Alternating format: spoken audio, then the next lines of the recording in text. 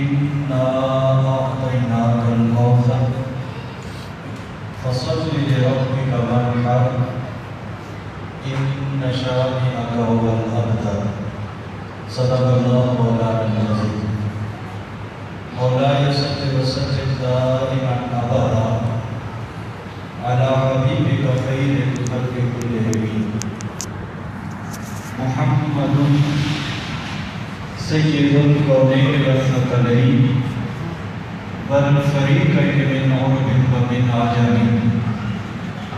يا رب المصطفى بلغ مقاصدنا واغفر لنا ما مضى يا واسع الكرم معزز حاضرین محترم، اس مسجد کی جملہ انتظامیہ اور علامہ صاحب تشریف لائے ہیں، اللہ رب العزت کا بے حد و حساب شکر ہے کہ جس نے یہ آج کا مبارک دن عطا فرمایا اور ماہ رمضان المبارک کی یہ مقدس گھڑیاں عطا فرمائی۔ اللہ رب العزت ہم سب کا آنا، ہم سب کا بیٹھنا اپنی بارگاہ اقدس میں قبول فرمائے اور ان مقدس ایام میں اللہ رب العزت ہمیں ہر اگلے دن پہلے سے بہتر عبادت کا نور عطا فرمائے، پہلے سے بہتر عبادت اور بندگی کی لذت عطا فرمائے۔ ہر اگلے دن اللہ رب العزت ہمیں پہلے سے بہتر قرآن مجید کے ساتھ تعلق عطا فرمائے، ہر اگلے دن پہلے سے بہتر حضور علیہ السلام کی محبت اور آپ کے ساتھ نسبت میں پختگی عطا فرمائے۔ آج جیسا کہ جو موضوع مجھے دیا گیا اور کہا گیا وہ سیدہ کائنات سیدہ فاطمہ الزہرا رضی اللہ تعالیٰ عنہ آپ کی عظمت اور آپ کی سیرت و کردار کے حوالے سے، تو میں اسی مناسبت سے انشاءاللہ چند باتیں آپ کے سامنے بیان کروں گا۔ بات کو شروع کرنے کے لیے میں نے جو سورۃ الکوثر آپ کے سامنے تلاوت کی، بات ہم سیدہ کائنات کے حوالے سے بعد میں بیان کرتے ہیں۔ پہلے سورہ مبارک کی دو حوالوں سے تفسیر وہ میں حضور علیہ السلام کی شان اقدس کے حوالے سے عرض کرنا چاہتا ہوں۔ اللہ رب العزت نے ارشاد فرمایا اِنَّا أَعْطَيْنَاكَ الْكَوْثَرَ، بے شک ہے حبیب ہم نے آپ کو کوثر عطا کی۔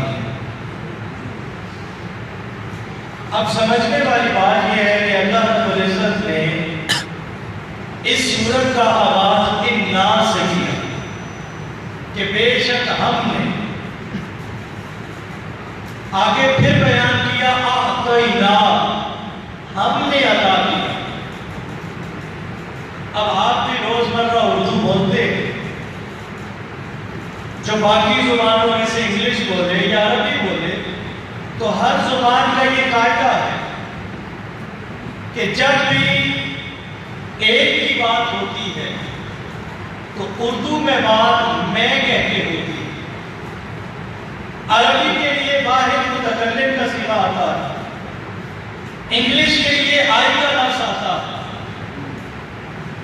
اب یہاں پر ایک بات خلاف قاعدہ بھی ہے، عقل سے ماورا بھی ہے کہ ہم روزمرہ یہ عقیدہ سنتے بھی ہیں، بیان بھی کرتے ہیں اور اسی عقیدے پر قائم بھی ہیں کہ اللہ ایک ہے، اللہ ایک ہے، وہ وحدہ لا شریک ہے۔ اب جب اللہ رب العزت کا ایک ہونا دیکھتے ہیں تو وہ جو فرماتا ہے کبھی کبھی کہ ہم نے، تو پھر سمجھ میں نہیں آتا کہ مولا تو ایک ہے، پھر تو اپنے آپ کو ہم کیوں کہتا ہے؟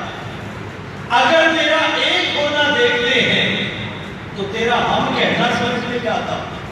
اور جب باری تعالیٰ تیرا ہم کہنا دیکھتے ہیں تو تیرا ایک ہونا سمجھ نہیں آتا.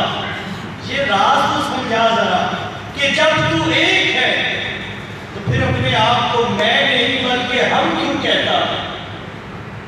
اللہ رب العزت نے قرآن مجید میں ہی اس کا جواب دیا کہ جب قرآن مجید میں توحید کی بات آتی ہے، اللہ رب العزت کی وحدانیت کی بات آتی ہے، اس کے ایک ہونے کا تذکرہ آتا ہے، تو اللہ رب العزت اپنے آپ کو میں ہی کہتا ہے. اور جب بات حضور کی رسالت کی آتی ہے، حضور علیہ السلام کی عظمت کی آتی ہے، حضور کے ذکر کی بلندی کی آتی ہے، تو اللہ رب العزت پھر میں نہیں کہتا، پھر اپنے آپ کو ہم کہتا ہے، تاکہ سننے والے کو سمجھ آ جائے جس مصطفیٰ کا ذکر رب ایک ہو کر ہم کہہ کے کر رہا ہے، اس مصطفیٰ کے ذکر کو دنیا میں مٹا نہیں سکتا. جیسے اللہ نے فرمایا فَرَفَعْنَا لَكَ ذِكْرَكَ، اے حبیب ہم نے آپ کا ذکر آپ کی خاطر بلند کر دیا. اب باری تعالیٰ تو ایک ہے تو پھر بھی ہم کیوں کہتا ہے؟ تو رب نے یہی راز کو سمجھانا چاہا ہے کہ جس مصطفیٰ کا ذکر رب ایک ہو کر ہم کہہ کے کر رہا ہے، دنیا میں کوئی شخص اس کا ذکر مٹا نہیں سکتا.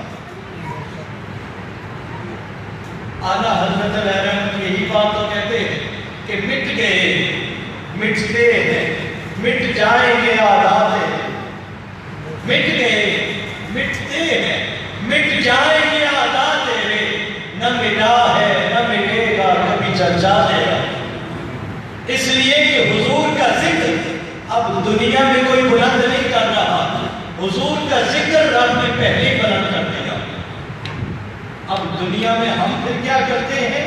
ہم حضور کے ذکر کو بلند نہیں کرتے. اب دنیا میں جس سے بلندی چاہیے ہو وہ اپنے آپ کو ذکر مصطفیٰ سے جوڑ لے، حضور کا ذکر اس ذکر کرنے والے کو بلند کر دیتا. کوئی دنیا میں حضور کا ذکر بلند نہیں کرتا، ذکر تو وہ ہے جو رب نے بلند کر دیا.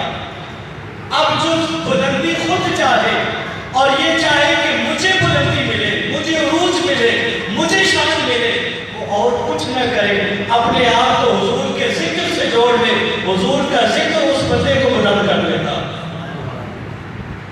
تو یہ ہے وہ اِنَّا کا بات کہ بے شک ہم نے کہ جب توحید کی بات آئے تو رب میں ہی کہتا ہے، اور جب حضور کی رسالت کی بات آئے تو وہ رب اپنے آپ کو ہم کہتا ہے، تاکہ عظمت مصطفیٰ اور نکھر کر سامنے آ جائے. پھر رب نے فرمایا اعطینا، ہم نے آپ کو عطا کیا. اب سوال پھر وہی ہے، قرآن مجید کو اگر آپ دیکھیں تو ایک معروف لفظ ہے اور وہ ہے اقیموا الصلاۃ وآتوا الزکاۃ، کہ نماز قائم کرو اور زکوٰۃ ادا کرو. تو زکوٰۃ سے پہلے جو لفظ آیا وہ ہے آتو. گرامیٹیکلی یا لغوی طور پہ دیکھیں تو یہ لفظ اتیان مصدر سے ہے، اور آتینا جو یہاں پہ لفظ آیا وہ الایتاء مصدر سے ہے. اب سوال یہ ہے کہ ایک معروف لفظ جو قرآن مجید میں کئی جگہوں پر آیا اور 50 سے زائد مرتبہ آیا، وہ ہے آتو، کہ تم دو، یعنی حمزہ تا اور وہ کے ساتھ، جسے ہم اردو میں سادہ زبان میں حمزہ تے اور وہ کہتے ہیں، معروف طریقے سے حمزہ تا اور وہ کہتے ہیں. آتو کہ تم سب دو، اس سے اگر لفظ بنائے تو بنتا ہے آتینا، حمزہ تا یا اور نون الف لام، آتینا، اس کا معنی بھی ہے ہم نے دیا. اور یہ جو الکوثر میں لفظ آیا ہے وہ ہے اعطینا، حمزہ عین طا یا نون الف لام، اعطینا کہ ہم نے عطا کیا. اب لفظ الگ الگ ہے، آتینا اور اعطینا، معنی دونوں کا ایک ہے دینا. آتینا کا معنی بھی دینا اور اعطینا کا معنی بھی دینا ہے. سوال ذہن میں یہ آتا ہے کہ ایک معروف لفظ اللہ نے چھوڑ کر آتینا کا استعمال کیوں فرمایا؟ ایک معروف لفظ ہے آتینا، چل رہا ہے، زکوٰۃ سے پہلے ہر جگہ ہوئی ہے، تو چلتے چلتے چلتے اللہ نے یہاں آ کے لفظ کیوں بدل دیا؟ جب معنی اس کا یہی ہے کہ دینا، اس کا معنی بھی دینا ہے، تو لفظ کیوں بدلا؟ تو مالک کا کوئی کام حکمت سے خالی نہیں ہوتا، وہ انسان کو سمجھ آئے یا نہ آئے، اللہ کا کوئی کام حکمت سے خالی نہیں ہوتا۔ اب آپ امام فخر الدین رازی کو پڑھیں، تفسیر کبیر، عربی زبان کی سب سے بڑی تفسیر۔ سید محمود آلوسی کو پڑھیں، عربی زبان میں دوسری بڑی تفسیر، جسے تفسیر ذو المعانی کہتے ہیں۔ امام قرطبی کو پڑھیں، جن کی تفسیر قرطبی ہے، یا بعد میں حافظ ابن کثیر کو پڑھیں، تفسیر ابن کثیر ہے، یا اور سادہ زبان میں دیکھنا چاہیں تو پیر کرم شاہ سرخزی، ان کی تفسیر ضیاء القرآن کو پڑھیں، یا علامہ غلام رسول سعیدی، ان کی تفسیر تبیان القرآن کو پڑھیں۔ یہ بات سب نے لکھی ہے کہ آتینا اور آتینا جو یہاں پہ آیا ہے، ان دونوں میں ایک بات کا فرق ہے کہ آتینا کہتے ہیں اس عطا کو جس میں عطا کر کے اگلے کو مالک بھی بنا دیا جاتا، اور آتینا صرف دینے کو کہتے ہیں۔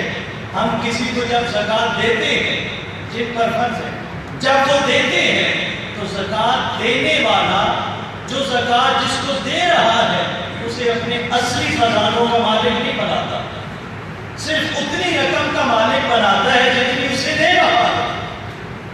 آتینا کہتے ہیں ایسی عطا کو کہ جو اگلے کو عطا کر کے اسے خزانوں کا مالک بھی بنایا جائے۔ رب نے فرمایا محبوب آتینا کل کوثر، ہم نے آپ کو کوثر عطا کی ہے، اب عطا اس شان سے کی ہے کہ مصطفیٰ آپ کو خزانوں کا مالک بھی بنا دے گا۔ اب آپ جب چاہیں، جس کو چاہیں، جتنا چاہیں آگے تشریف بھی کر سکتے ہیں، آپ پر کوئی روک نہیں ہے، کوئی پابندی نہیں ہے، اس لیے کہ مصطفیٰ اصلی خزانوں کے آپ کو مالک جو بنا دیا۔ اب آپ بتائیے کیا حضور علیہ السلام صرف لوگوں کو آ کر شریعت دیتے رہے؟ بولیے، کیا انہوں نے صرف قرآن مجید لوگوں کو دیا؟ کیا انہوں نے صرف حدیث کا علم لوگوں کو دیا؟ نہیں، حضور کے سامنے جس سائل نے بھی اپنا جس طرح کا دامن پھیلایا، حضور علیہ السلام نے اس کو وہی خیرات عطا فرمائی۔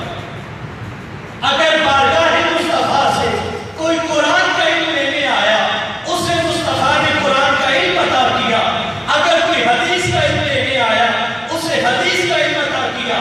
اگر کوئی فقہ کا علم لینے آیا، اسے فقہ کا علم عطا کیا۔ کوئی تصوف کا علم لینے آیا، اسے تصوف کا علم عطا کیا۔ کوئی ریاضی کا علم، حکمت کا علم، فلسفہ کا علم، تدبر کا علم، کوئی جس طرح کا علم لینے آیا، مصطفیٰ نے ہر طرح کا علم دیا ہے۔ اگر کوئی مال لینے آیا، وہ بے زر تھے، مصطفیٰ نے اتنا دیا کہ انہیں ابو ذر بنا دیا ہے۔ اگر کوئی نکلی ہوئی آنکھ لے کر آیا، مصطفیٰ نے اسے آنکھ بھی عطا کی ہے۔ اگر کوئی مال کی چوری کا شکوہ لے کے آیا، مصطفیٰ نے اسے وہ بھی عطا کیا ہے۔ کوئی دنیا کی جو نعمت کا سوال لے کے آیا، مصطفیٰ نے کبھی نہ نہیں کی، ہر سائل کو اس کے سوال کے مطابق عطا کیا۔ ایون کہ آپ بتائیے جنت کے فیصلے دنیا میں ہوتے ہیں یا آخرت میں ہوتے ہیں؟ بولیے، دوزخ کے فیصلے دنیا میں ہوتے ہیں یا آخرت میں؟ بولیے، اونچا بولیے، آخرت میں۔ آپ کا یہ فیصلہ ہے کہ جنت کے فیصلے آخرت میں ہیں، دوزخ کے فیصلے آخرت میں ہیں۔ لیکن قربان جائے حضور آپ کی شان پر، کیا اسی دنیا میں حضور نے نہیں فرمایا کہ میرا ابوبکر جنتی ہے؟ بولیے، فرمایا کیا نہیں؟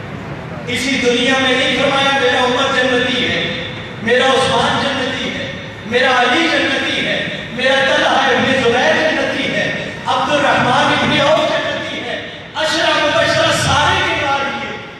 رب نے ایک دفعہ بھی نہیں پوچھا کہ مصطفیٰ جنت کے فیصلے تو آخرت میں ہوتے ہیں، آپ دنیا میں کیوں تقسیم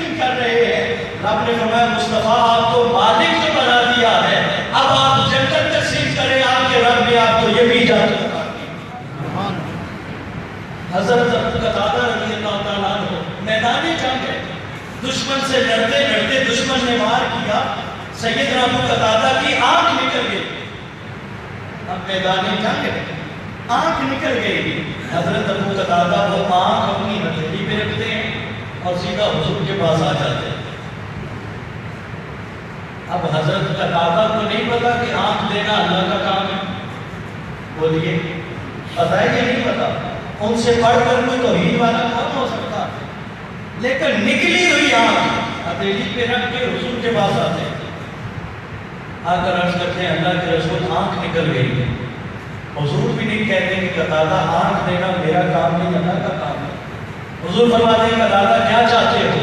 عرض کرتے ہیں اللہ کے رسول آپ کے پاس حاضر ہوا آنکھ دوبارہ بحال چاہتا ہوں، آنکھ دوبارہ بحال چاہتا ہوں۔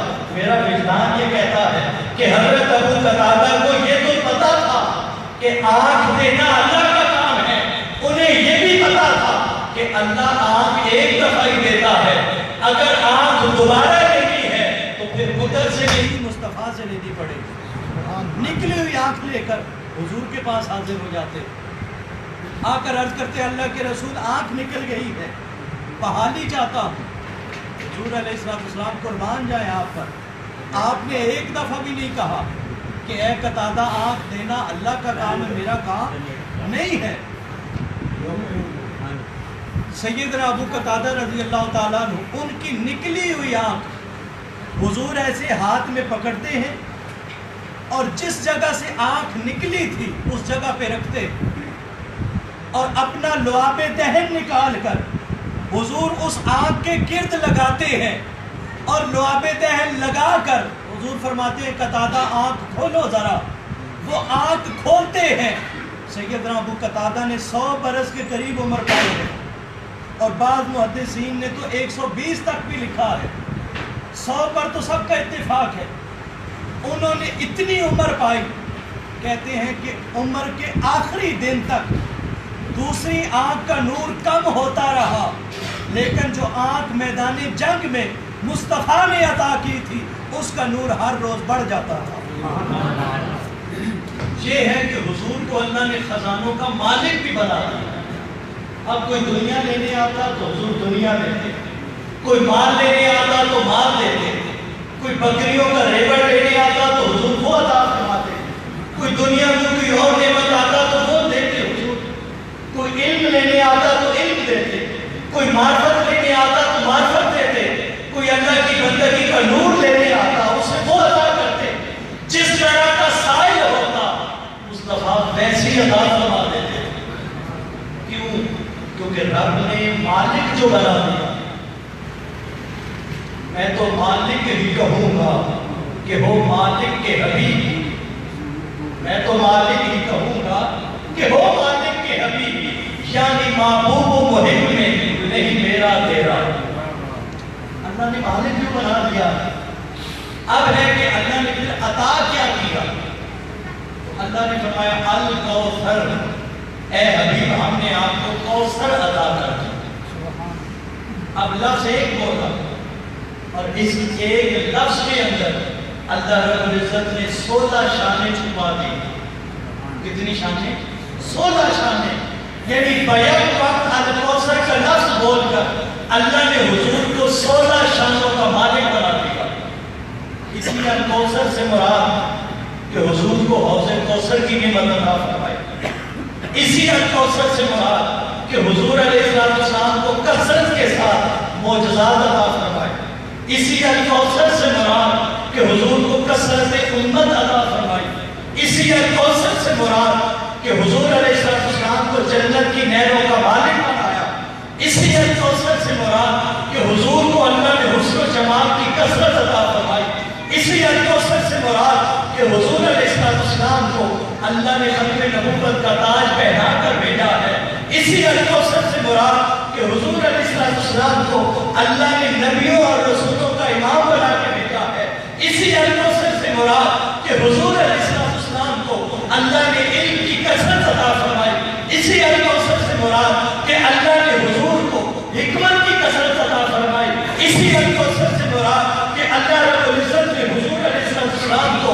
مقام محمود عطا فرمایا، اسی الکوثر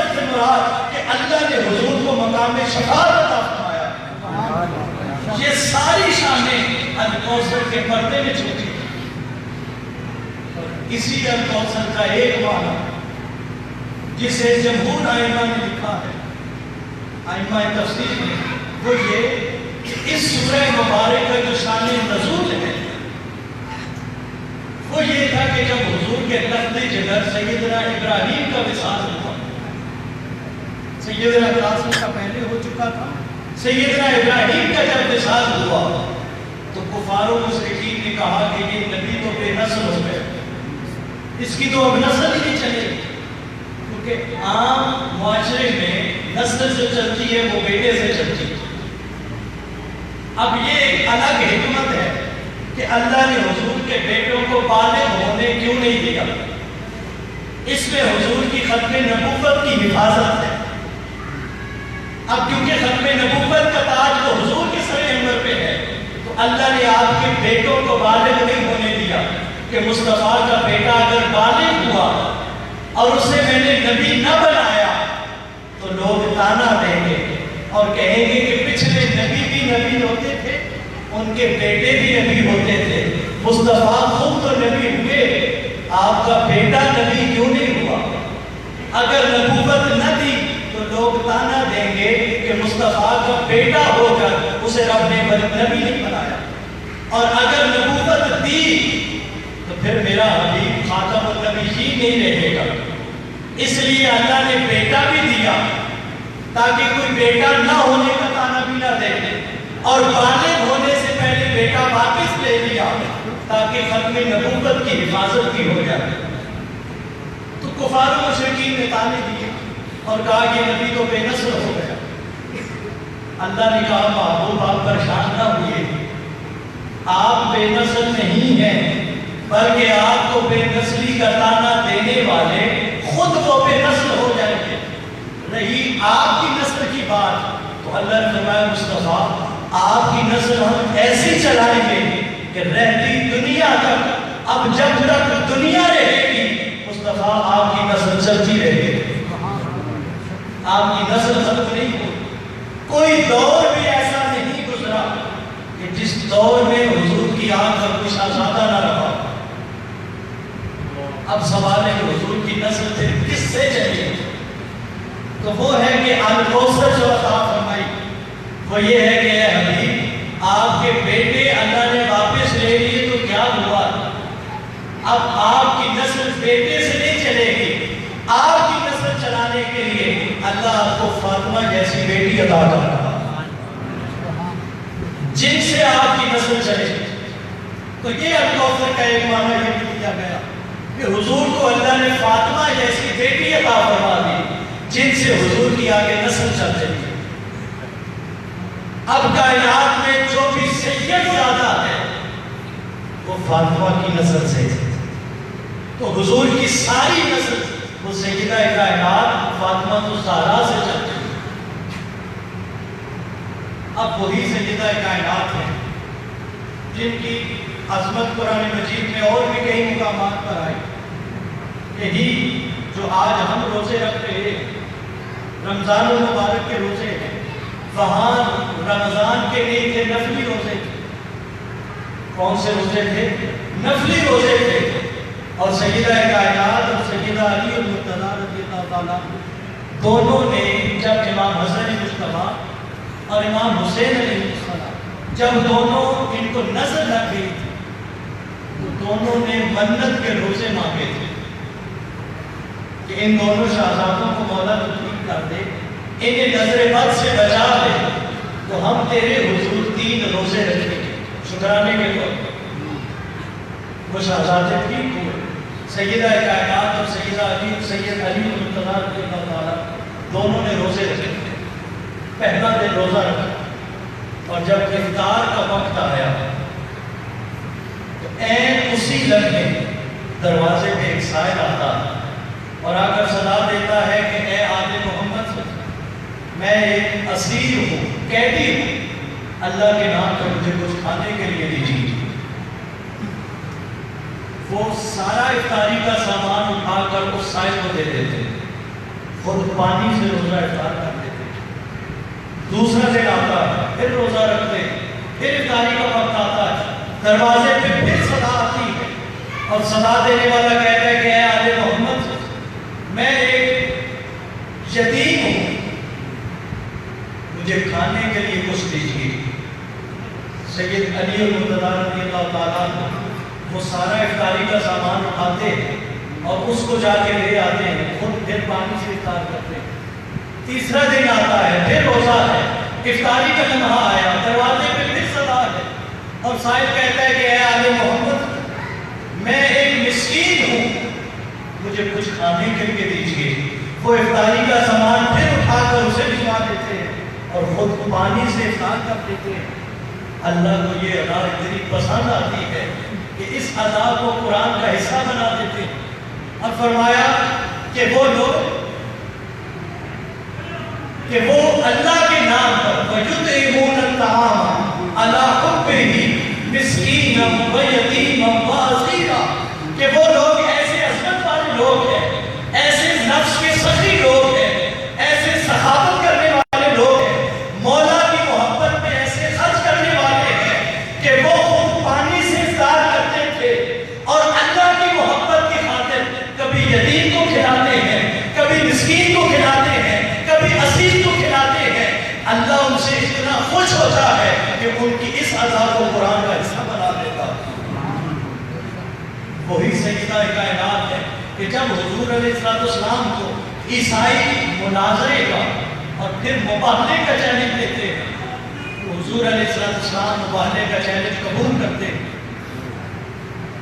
اور مباہلے کا چیلنج کو دیتے ہیں کہ اے محمد، آپ بھی آ جائیے، اپنے خاندان میں سے کسی عورت کو بھی لے آئیے اور اپنے خاندان میں سے کسی بچے کو بھی لے آئیے، جس کو چاہے لے آئیے ہمارے ساتھ مناظرہ کر لیں، مناظرے پہ اگر فیصلہ نہ ہوا تو مباہلہ کر لیں، اور فیصلہ اس چیز کا ہونا ہے کہ کیا اسلام سچا ہے یا عیسائیت سچی۔